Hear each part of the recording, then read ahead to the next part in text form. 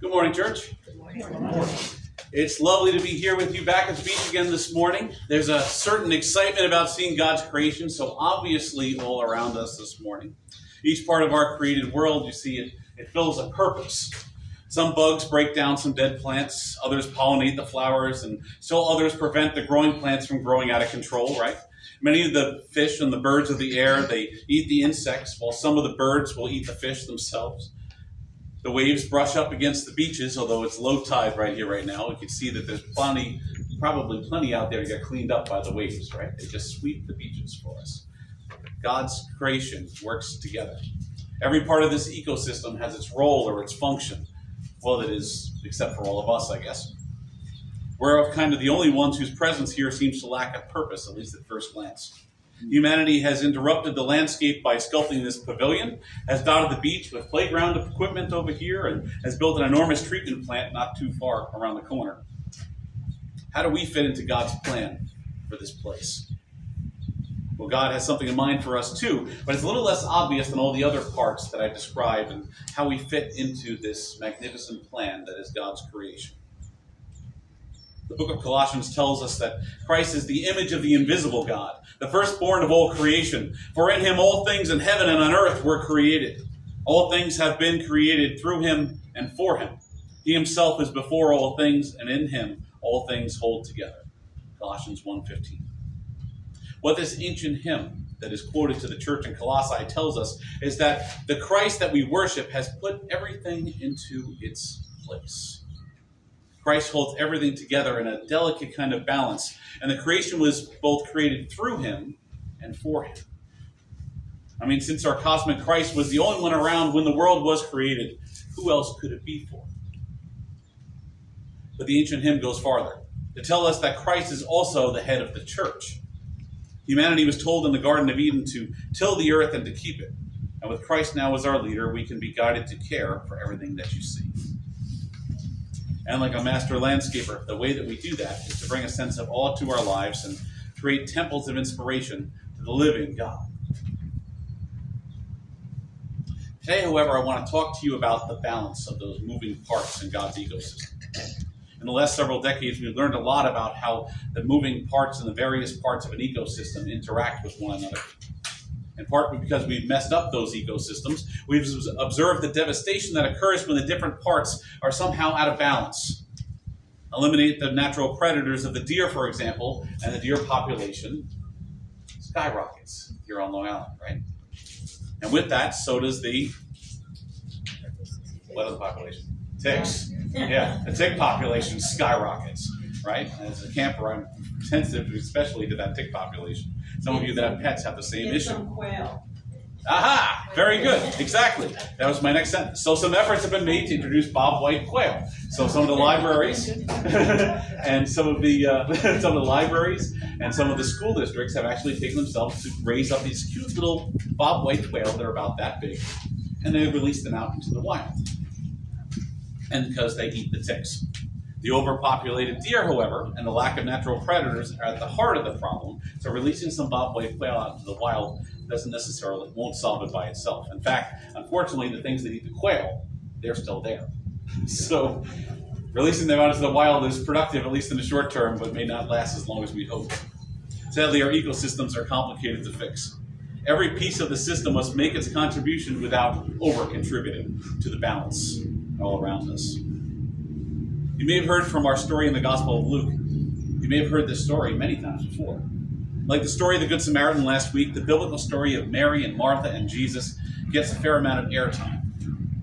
I also feel like part of the reason for that is because it connects with us as Americans in a really deep, profound way. Americans often define themselves by what they do or how they're employed.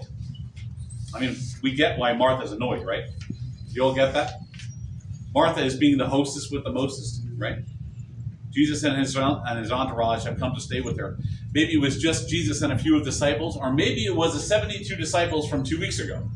But in any case, Martha rightly isn't about to let anybody starve and is frantically running around in the kitchen. You all caught up on her story? You know what she is, right? You felt that way before? In the ancient world, hospitality is of pivotal importance, even more so than it is in today's world. Remember, Martha would have known the story from Genesis. that the sin that resulted in Sodom's destruction was that it failed to welcome the two angels who stopped there to visit the Lord. She had Jesus coming to her house. Imagine if I told you, Joanne, that Jesus was coming over tomorrow or tonight. By the way, you have nothing in the house, right? Imagine if I told you, well, that Jesus was coming to visit you in your house. And while she probably wouldn't have dreamed that Jesus would drop a load of brimstone on her house if she failed to bring him tea, it's clear from Martha's panic that it was the ancient equivalent of the time to break out the good china sets. Mark Davis, in his book Left Behind and Loving It, puts it like this: until we sympathize with the genuine challenge that Martha is facing, the internal riot that she is experiencing, then we will only dumb down this story into Martha, Martha, as a condescending pat on the head. She's a wreck because she's trying to respond to what Jesus has put before her. By the way, I'm here, I'm the Lord, and I've got 72 of my friends with me. And what do you have in the house? So she's panicking, and we understand her panic and her dismay. And then in the midst of struggling, trying to get everything going in the kitchen, she looks out and she sees her sister, Mary, sitting at the teacher's feet and listening intently. It's interesting that when she finally does get her frustration level builds up and she finally says something, she doesn't even address her sister. She goes directly to the one she's listening to, interrupts the teaching, and says, "Lord, do you not care that my sister has left me to do all the work by myself? Tell her to help me." Jesus refuses, though, Martha's request and tells her that he will not force Mary to help her in the kitchen. Martha, Martha, you're worried and distracted by many things. There is need of only one thing. Mary has chosen the better part, which will not be taken from her, he says in verses 41 through 42. Now, if I were Martha, I'd probably be returning to the kitchen, muttering something about letting them starve to death. Fine. But there may be a bit of redemption in Jesus' words here, too. That Jesus repeats Martha's name twice in a row is an ancient rhetorical device that shows compassion or pity. And the word that's directly translated as distracted by the NRSV and CEB Bibles may be more accurately translated by the New International Version as bothered. Martha is both worried and bothered by the many demands that serving Jesus often requires. Maybe you can relate. Given this context, Jesus may have been telling Martha that it's clear that she needs a break. What would we say today? She needs a vacation. The better part that Jesus refers to Mary choosing may simply be a call to practice better self-care. There are a lot of things that make demands on our time, and many of them are both worthwhile and important to the kingdom of God. But here comes Jesus' point. If they require so much of us that we are getting overwhelmed, then it's likely we need to make a change. We could lighten the load of things that we are responsible for. We could check our priorities to ensure that the things that are most important are coming first, or structure our lives, our time, to be certain that we have time to nurture ourselves. If there's any virtue in pitting Mary against Martha in this story, it's in this. Mary knew what she needed most in that moment in order to be a good disciple. What she needed in that moment to be a good disciple. The next morning, it may be that what she needed to do was help Martha in the kitchen with breakfast for the whole company of disciples. But in that moment, what Mary needed most, and perhaps what Martha needed most, was to sit at Jesus' feet. Mary needed to be inspired, to broaden her spiritual horizons, to reconnect with her purpose, and to feel that rewarding kinship with Jesus. The story of Mary, Martha, and Jesus is short, just a few verses, but it has immeasurable meaning for the modern church. It's good that it's only a few verses in a way, because we need the Cliff Notes version for ourselves, right? We need the headlines. Give me the tweet. 144 characters, please, Jesus. Solve my life's problems. Those whose hearts are filled with love for God, the peoples of this world, and for creation itself, are often out there doing nonstop. It's said that it's the caregivers in this world that often don't know how to take care of themselves. And as Christians, in some sense, the word, we are all caregivers. Love drives us to take care of our elderly parents, to stand up against injustices, and to be generous to those in need. Like Martha, we may feel called to create oases of hospitality where people may linger a while and nurture their souls, often at our own expense. Loving God's people is what causes us to spend more time in the thrift shop than in worship, at a party than in Bible study, fixing the sink over singing in the choir, and marching in a charity walk instead of walking with God through prayer. Not a one of these activities is in any way unworthy or unfulfilling. And I would always advise you to give your faith legs and put your love for God into action. In fact, if we're stressed out and feel out on a limb by ourselves, though, one of the reasons may be that not enough people are spending their time doing the same things that we do. Maybe you felt like you were the only one left. Where are all the people going? Why is nobody here to help me with this project? Civic organizations and churches have observed and lamented these declines in membership and participation for decades. And whether we're talking about the fire department or the Lions Club or the churches, we've often found that some of the things that we assumed would always be there are now struggling to even hold on. You can talk with anyone, and I can almost guarantee that they'll say they're too busy, right? People are just spending their time on different activities than they used to.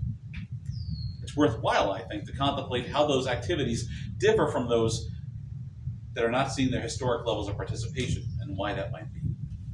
The causes that each generation undertakes are crucial. They are worthwhile and they are urgent. And we may just disagree about how to solve the world's problems and in what order those solutions should be worked out. It's not that people are not working for a better world, it's that they're choosing to do it differently than the way we've done it. And that's what kind of leaves us confused. And leaves both sides kind of looking for people to help out. The result, though, is that both the younger and the older are wondering why they're out there alone with far fewer allies than it seems they should have. And this leads us to feelings of being overwhelmed and feelings of being alone. What I think that Christ is suggesting to us as well, though, is that on our holy crusades to improve the lot of those around us, one of the people we need to nurture a bit is the one taking care of everybody else. There is no one created quite like you, and that can do exactly what you do, or that God is positioned exactly where you are. But that doesn't mean that you don't need to be good to yourself, too, unless we sit at the Master's feet and let Christ's love pour over us often and allow it to soak all those dry, cracked parts of our hearts. We risk the landscape of our lives becoming a relatively barren wilderness, like a life at low tide.